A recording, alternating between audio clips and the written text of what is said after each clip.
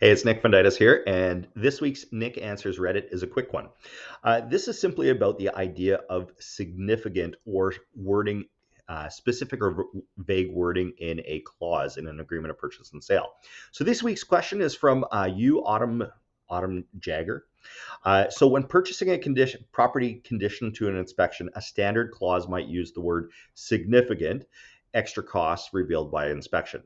So significant can mean many things. How would you quantify it? Well, I will I will say it doesn't matter how I qualify it.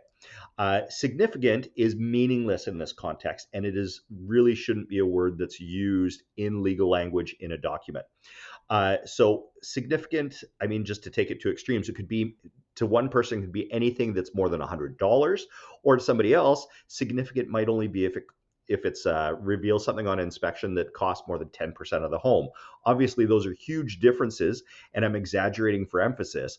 But on the slim chance that you ever have an agreement of sale that needs to be tested in court because somebody has withdrawn from the agreement and it's the wording of the agreement that's being disputed, it is in both the buyer's and the seller's interests not to be vague. Otherwise, the only person who's going to make any money on that is the lawyers. So for this purposes of this, I'm going to assume you're the purchaser in this scenario.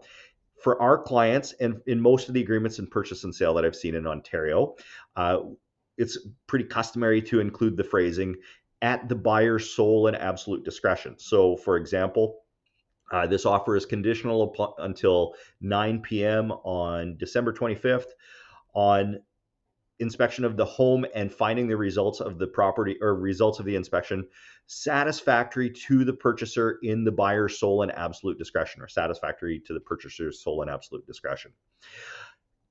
Now, what this does is it gives clarity to the wording. So basically, whether an inspection is satisfactory is all up to the buyer. It's not up to the inspector. It's certainly not up to the seller. It doesn't matter what the costs are of any fixes. It is the buyer has to be satisfied. That is the only measure. So I haven't seen a seller reject an offer because that's included, because we're all sort of used to seeing that wording.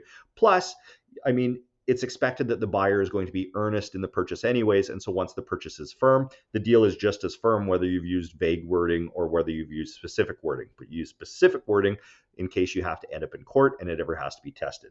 So my suggestion to you is, going forward on any future offers that you place, adjust the wording of your clauses so that they're more specific. Now, whether you use that sole and absolute discretion wording or something else that you consider appropriate. I mean, my suggestion here, if your realtor is not suggesting something that is specific, maybe ask for something from your lawyer, for example, but make sure that you're more clearly protected in the event that you need to walk away from a conditional purchase. So the source here, of course, is that I'm a realtor in Ottawa, Ontario. We deal with purchase and sale agreements all the time, and we want to make those as specific as possible, and you should too, to make sure that you are protected. Have a great week. Ask me any questions or make any comments that you have on this, and share it with anybody you think it'd be useful for. Take care, and we'll see you next week.